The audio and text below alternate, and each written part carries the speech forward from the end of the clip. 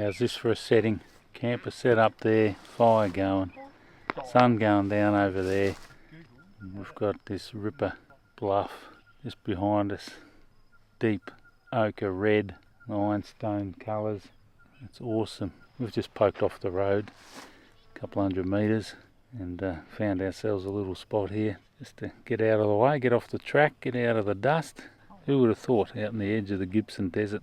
Bloody ripper. I think we're going to have pizza for dinner. Trusting your instincts, realize that knowing looks different to each. When living authentic, do more exploring, deeper than knowing just what is essential for life that is thriving. Go deep, mute out the chatter, feel it, burn off the fire, let go until there's peace to your core. Live a life you adore. Live a life you adore. Here we go, just about to kick off. Well, I suppose we have kicked off the next leg of our big adventure. Just come out of the Gibson Desert. We're just going to head into the MacDonnell Ranges, West McDonald's I think they are. So we're going to have a poke around there for 3 or 4, 5, 6 days, not sure. See where we get to, see how much time we've got. Anyway, what a cracking way to start the adventure. Sun's just gone down over there. Beautiful big ochre bluff here, camper set up over here. We've got a cracking little fire going here. Come along with us. The connection to oneself and country is starkly evident when experiencing a rising golden sun across a silhouetted desert landscape. Rising early, just as the first glow of light licks the horizon, the birds become restless following their nocturnal slumber, their first calls only interrupted by the crackling flames of my juvenile fire. These moments, albeit brief, capture the essence of remote outback desert travel, quiet reflection, yesterday's experiences catalogued into orderly memories to be reconfigured with the passage of time. Today's journey hypothesised with fleeting anticipation, a hint of tentativeness and a dash of excitement, for it doesn't matter what the agenda features. At this time, at this place, I'm immersed in the moment, never to be repeated, but forever sought. The routine of bringing my belly to the boil, filling the thermos for this morning's smoko, brewing the fine cured foliage of the Camellia sinensis into the nectar that stimulates my senses and satisfies an addiction for that first morning cuppa, projects the trajectory for the ensuing day. Of course, to stay on that trajectory, resupply is a must.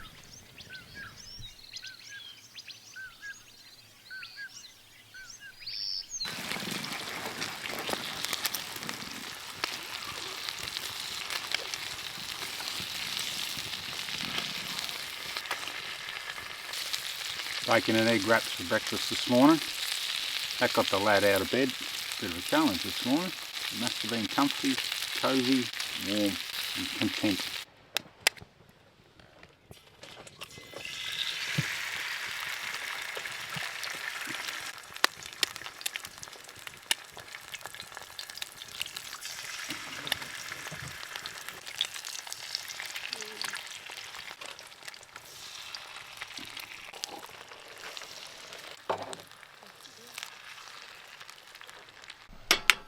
Just got the last of the heat in the fire, finished cooking, fire will be done, fire will be cooked. Sun's just popped over the shoulder of that hill there. It's getting on a bit, 8:15. Anyway, what a crack of a morning it's been too. Absolutely fantastic. Where else would we want to be?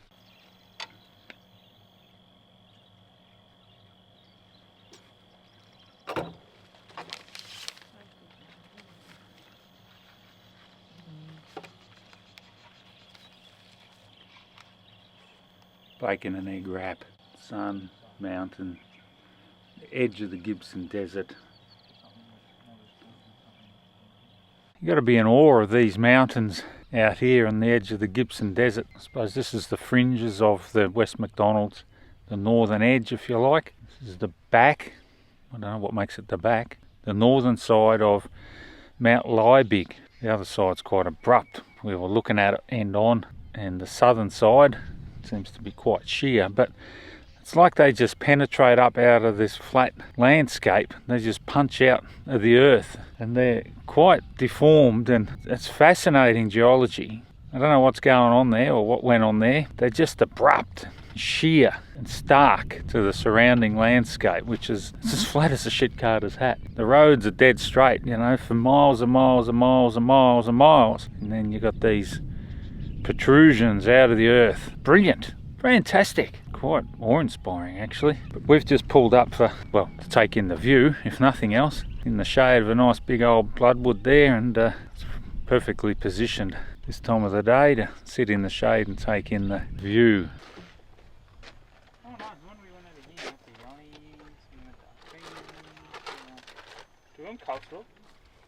What an awesome spot to pull up and put the nose bag on. Mum's Bistro's open for business. We're in the lee of Haast Bluff. We find ourselves in a predicament, having entered the realm of tourists. The bitumen road affords access to the masses. The sights of the national park attract curiosity, interest and traffic. At this point, as overlanders, we become tourists. The divergence is brought about by the need to conform, to connect, to make reservations, to frustrate, as the systems and processes are not accessible. When approached from being off-grid, offline, we are forced to assimilate into the system. If we want to experience the wonders of the park's offerings, we must become connected. The irony of this superficial connection is not dismissed. It would become the mainstay of our experience while exploring this corner of the country.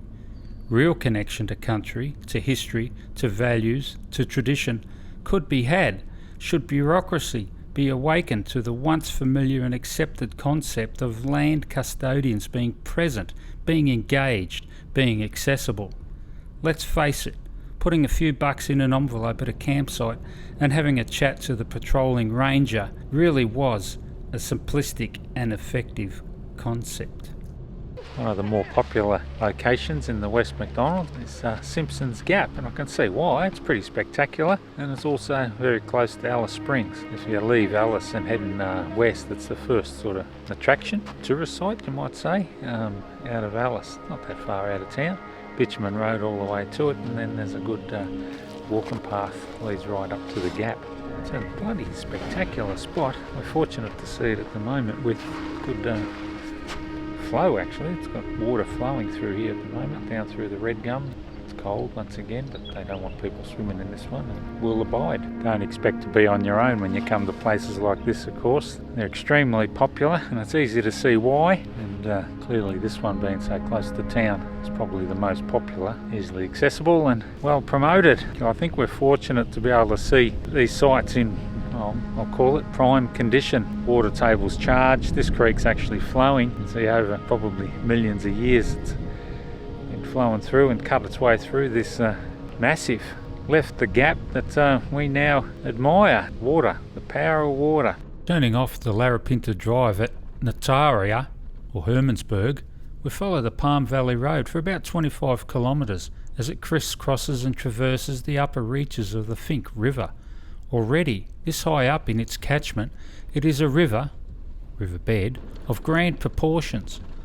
Although infrequently flowing, the river regularly holds water at deeper pools and then affords some great camping on its banks. We are entering Fink Gorge National Park, and on this occasion making our way into Palm Valley. Limited but well established, very popular, formal campsites must be booked online, despite regular presence of park rangers and a National Park Ranger station at the entrance to the campsite. Fink Gorge National Park, as the name suggests, encapsulates a number of significant features. The Fink Gorge, with its legendary four-wheel drive traverse and informal campsites, and the Karilka Range and Mount Merrick, towering some 740 metres above sea level. Our journey would take us into Palm Valley, which sits in the northwest corner of the park.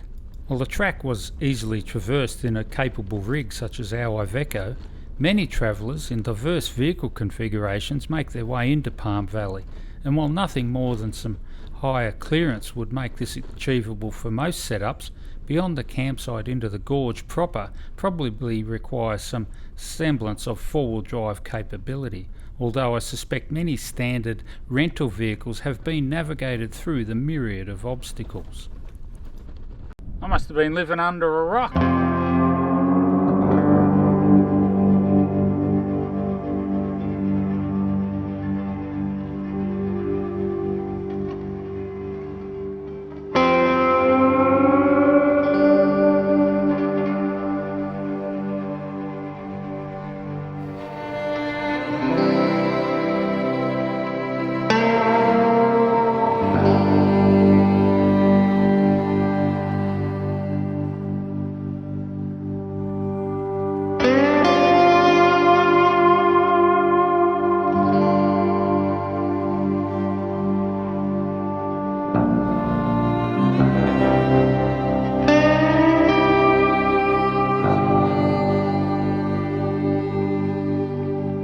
Sure how many times I've been to Alice Springs and surrounds. In fact, I've traversed a couple of gorges a bit further to the east. So you've got I think it's the Owen River Gorge, you've got the Fink River Gorge. Awesome country. One gorge over.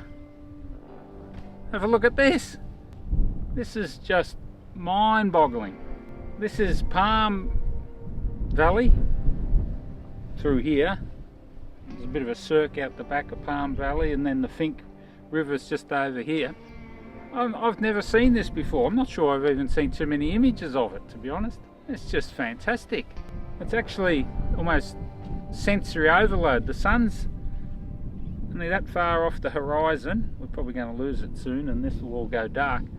There's a breeze, a bit of a stiff breeze. It's not too cold though, although Mum has just put her vest on. This is, you could almost expect Wile E. Coyote to throw a heap of TNT out at you and try and blow you up, or be chasing the Roadrunner around. Just layers of sandstone, just capped and weathered, and sheer cliffs. But we're actually seeing this contrast between the green, the low-lying damp green country, plains, the valley floors, and then this blood red, ochre red cliffs. And now this time of the day with the sun only that far off the horizon. Brilliant. It's like a big crater, and this is the plug come out. It just reinforces that old motto, never stop exploring. I mean, this is just around the corner from country that we've spent a fair bit of time in, and yet we hadn't seen it. Just over the range. I'll be back here. This is pretty special. We're camped just down the bottom here in Park's campground there. That was a bit of a challenge booking into there. We're going to do a bit of a walk tomorrow up through Palm Valley itself. We're probably going to spend another night here. We've got 2 nights booked here, so 2 nights here gives us a chance to have an explore, and we just thought we'd duck up here before sunset. We probably want to put our walking shoes on soon because we don't want to be walking down in the dark. It's a bit scrambly getting up here in places, a bit exposed. Parents, keep an eye on the kids.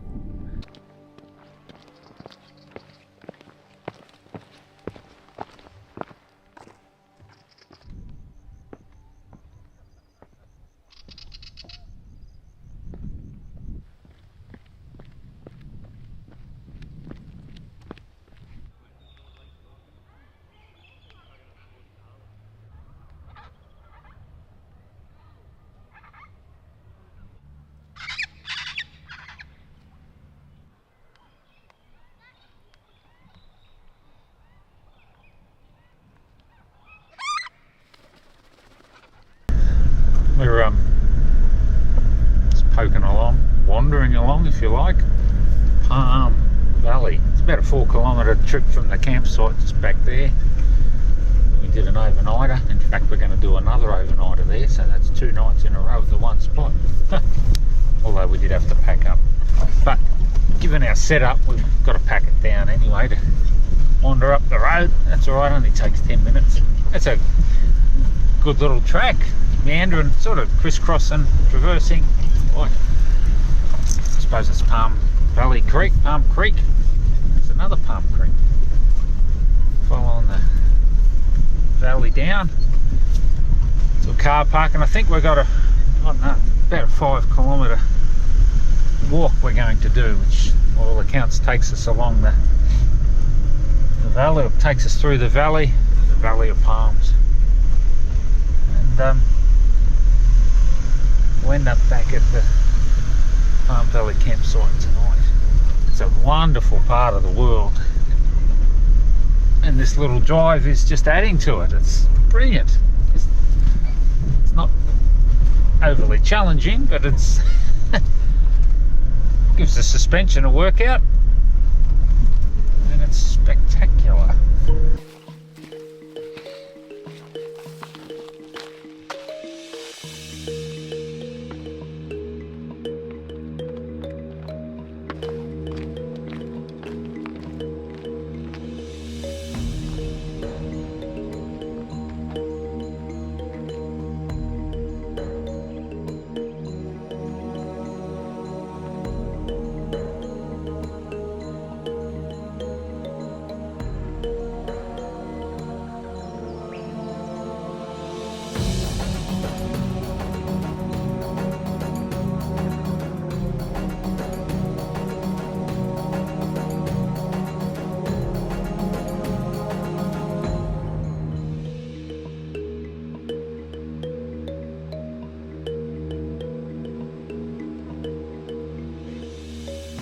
Like a scene out of the Jurassic era.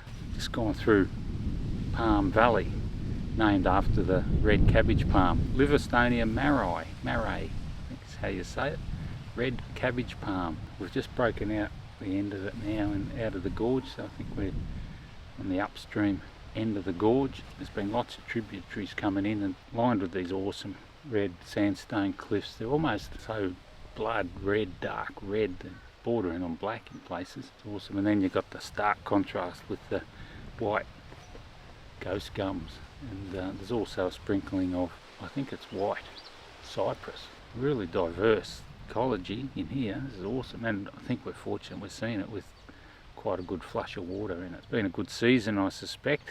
You expect a few dinosaurs to come peering over your shoulder. It's a very popular spot, and no shortage of people. It is school holidays. I think they might be just ending now, certainly the weekend. So I suspect it's a spot the locals would come and hang out and explore, and good camping, good scenery, great spot. Why wouldn't you if this was your patch? So we're on a circuit now. It's about a 5 kilometre loop from the car park at Palm Valley. I think we're about to leave the river and sort of head up across the escarpment country back to the car. You know, this is great. Love it. This is brilliant, you know. There's gems like this nestled in these valleys all over this country, and you just got to stumble across them. We're not the first to come here, that's for sure, but first time we've been here. To think that there's places like this still to be discovered for ourselves, oh, it keeps you going, that's for sure. Yeah, we've stumbled across or come across some amazing places on this trip, and a bit of country that we've passed through many times, and yet there's still these gems hidden away that for whatever reason we just haven't been able to stop off and poke in, have a look. Got other things on the agenda, on our mind. We haven't done it till now, and we'll be back. This is awesome.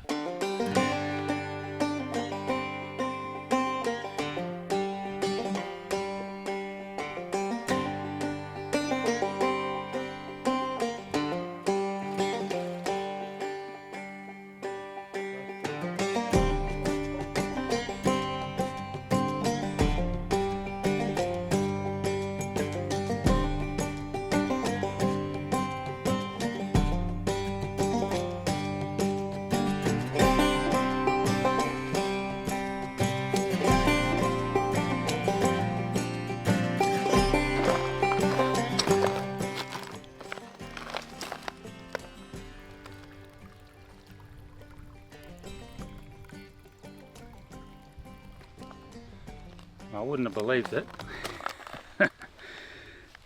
We're just standing here, or walking past actually, admiring this big old ghost gun. And there's an old fella and his partner here. And he said, I wonder if I can hear the water. And he walked up here and did what I just did. And he reckons, yeah, you can hear the water. It's like a bubbling brook. I said, oh yeah, right. He's probably over in the scrub watching us now. We'll give it a go. So we've had a go.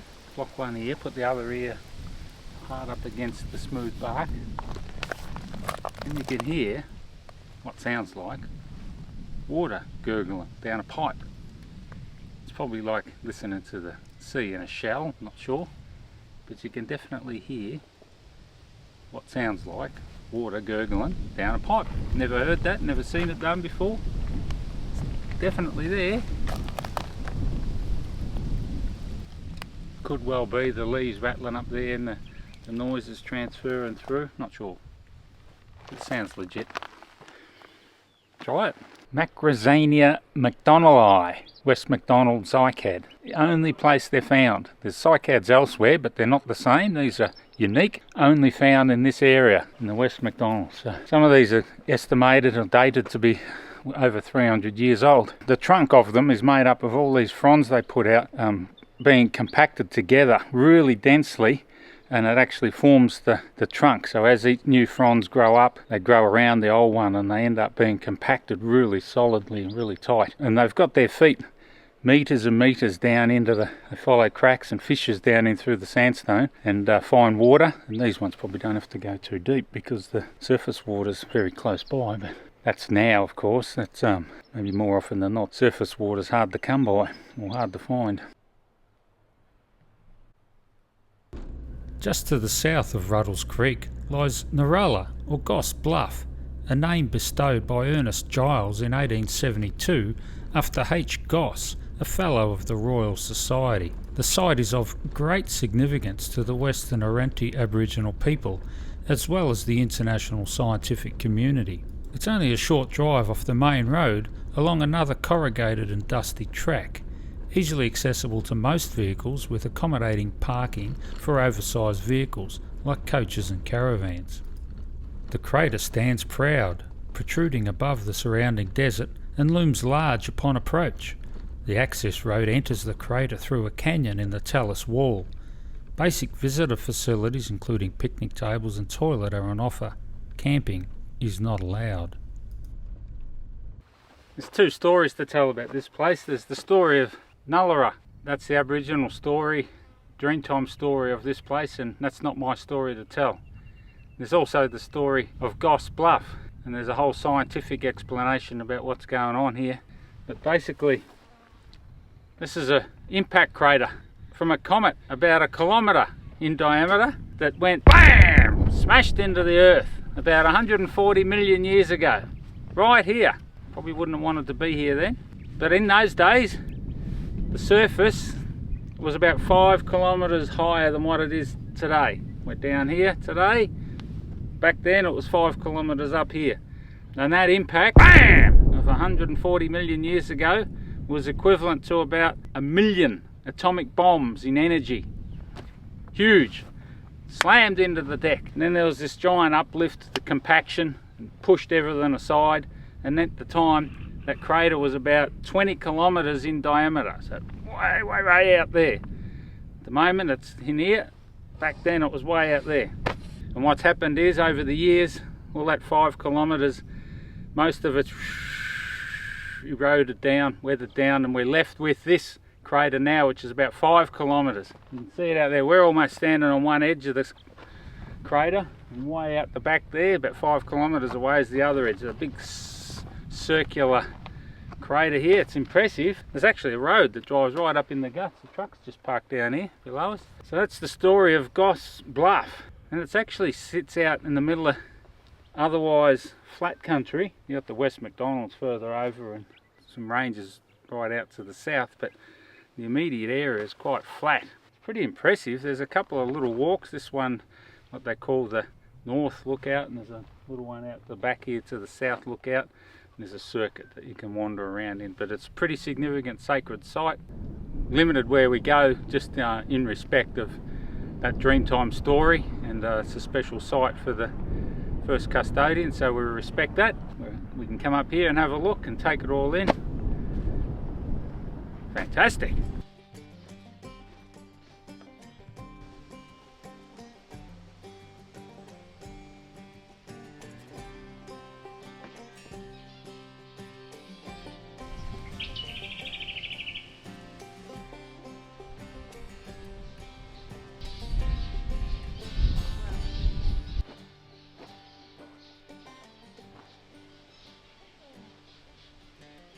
This is Roma Gorge, and it's a pretty special place. It's highlighted by a whole range of petroglyphs dated somewhere in the realm of 6,000 to 10,000 years old, and this particular site was renowned, or is known for, men's business. Obviously some special stuff went on. Been a great little walk coming through here, and a great little drive actually.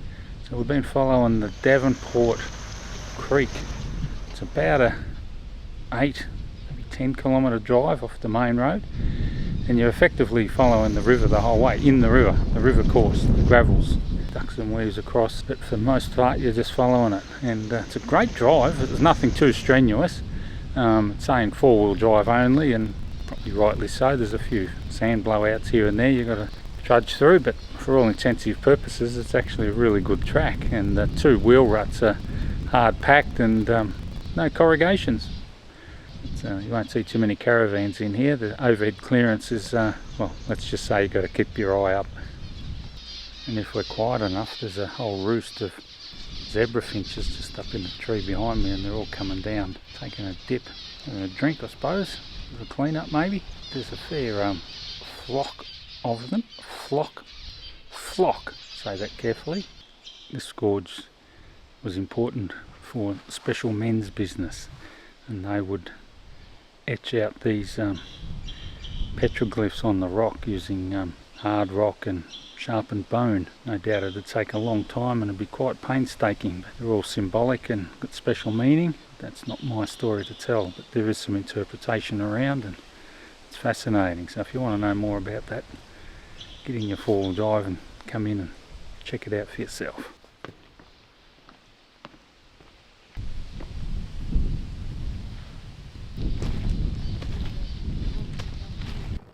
Well, the lad's officially passed his Billy T badge. Present that to him later on. The sun's that far off, going down.